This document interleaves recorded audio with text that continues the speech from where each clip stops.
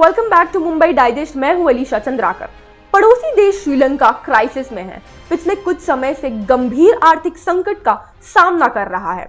श्रीलंका का forex reserve लगभग समाप्त हो जाने वाला है और कर्ज के भारी भरकम बोझ ने पड़ोसी देश के ऊपर दिवालिया होने का खतरा पैदा कर दिया है। जी हाँ, श्रीलंका की हालत बहुत ज्यादा खराब है। श्रीलंका की जो करेंसी है, वहां की जो रुपीस है, उसके वैल्यू डॉलर के मुताबिक लगभग आधी हो चुकी है, जिसके चलते कई जरूरी चीजों का भाव आसमान छू रहा है। डीजल, पेट्रोल और गैस के भाव इतने ज्यादा बढ़ गए हैं कि लोग खरीद भी नहीं पा रहे हैं और उसे खरीदने के लिए लंबी कतारें भी लग रही हैं। हालात इतने बदतर हो चुके हैं कि चीनी की कीमत 290 रुपए किलो तक है और 500 रुपए कीमत चावल की हो चुकी है सिर्फ 1 किलो की। सरकारी आंकड़ों के अनुसार अभी श्रीलंका में महंगाई का दर 17% को भी पार कर चुका है। यह पूरे विदेशी एशिया में, पूरे दक्षिण एशिया में किसी भी देश में इतनी महंगाई अब तक नहीं देखी गई है। इसके चलते श्रीलंका के सामने आजादी के बाद का सबसे गंभीर संकट उत्पन्न हो गया है। अभी इस छोटे देश की स्थिति इतनी खराब है कि एक कप चाय के लिए लोगों को 100 रुपए देने पड़ रहे हैं।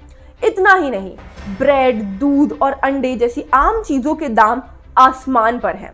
खबरों के अनुसार अभी श्रीलंका में ब्रेड की एक पैकेट 150 रुपए की मिल रही है। दूध का पाउडर 1900 रुपए का मिल रहा है 1 किलो का। तो आप इसी से अंदाजा लगा सकते हैं कि हालात कितने गंभीर है। एलपीजी सिलेंडर का दाम 4119 रुपए है। इसी तरह पेट्रोल, डीजल, हर चीज के प्राइस आसमान छू रहे हैं। 3 साल में गायब हो गया विदेशी मुद्रा भंडार यानी फॉरेक्स रिजर्व श्रीलंका का। श्रीलंका में नई सरकार आने के बाद अचानक से श्रीलंका के फॉरेक्स रिजर्व गिरने लगे और इसीलिए अब वो समाप्त होने की कगार पर है।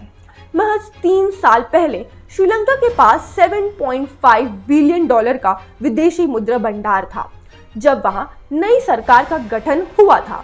इसमें तेजी से गिरावट आई और जुलाई 2021 में यह महज $2.8 बिलियन रह गया था। पिछले साल नवंबर तक यह और गिरकर $1.58 बिलियन के स्तर पर आ चुका था। श्रीलंका के पास विदेशी कर्ज की किस्तें चुकाने के भी अब पैसे नहीं बचे हैं। फॉरेक्स रिजर्व नहीं बचा है। एक सर्वे के अनुसार ये कहा जा रहा है कि श्रीलंका की अर्थव्यवस्था दिवालिया होने की कगार पर है। विदेशी मुद्रा भंडार कम होने से श्रीलंका रुपयों की वैल्यू भी बहुत ज्यादा नीचे गिर गई है।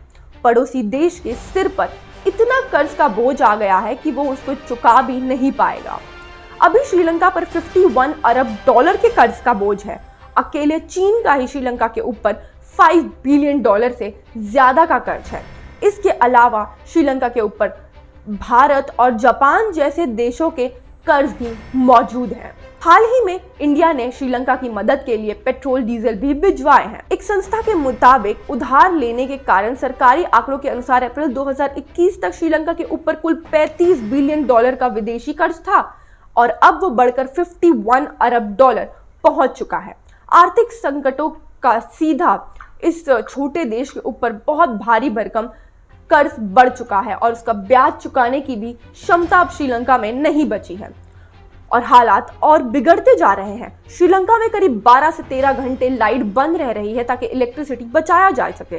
स्ट्रीट लाइट्स को बंद कर दिया गया ताकि उससे इलेक्ट्रिसिटी सेव की जा सके और वहां से लोग निकलकर आसपास के देशों में जा रहे हैं रेफ्यूजी बनने के लिए। इंडिया में एस्टिमेटेड 2000 लोग श्रीलंका से आ सकते हैं एज द रेफ्यूजी, जिससे इंडिया में भी प्रॉब्लम्स खड़ी हो सकती है। हालांकि इंडिया खुले हाथों से उनका स्वागत करने के लिए रेडी है, उन्हें अपने यहाँ पनाह देने के लिए तैयार है। तो अब देखना यह होगा कि कितने रेफ्यूजी इंडिया आते हैं और श्रीलंका की हालत कब तक सुधरते हैं। इसका असर श्रीलंका की जो इकोनॉमी गिर रही है उसका असर और भी देशों में देखने मिल सकता है इंपोर्ट एक्सपोर्ट की वजह से। श्रीलंका में ये हालात आप कह सकते हैं कोविड-19 की वजह से भी आए हैं। हालांकि उसके पहले भी हालात बहुत खराब थे श्रीलंका में, लेकिन अब और ज्यादा खराब हो गए कोविड-19 के कारण। और फिर उसके बाद यूक्रेन और रशिया की वॉर, जिसकी वजह से पेट्रोल, डीजल ऑलरेडी आसमान छू रहा था, लेकिन इनके कारण बहुत असर पड़ रहा है श्रीलंका की इकोनॉमी पर और ना जाने अब कितना समय लग सकता है श्रीलंका को इससे बाहर आने का। बने रहिए मुंबई डाइजेस्ट के साथ। मैं अलीशा चंद्राकर। जय हिंद, जय भारत।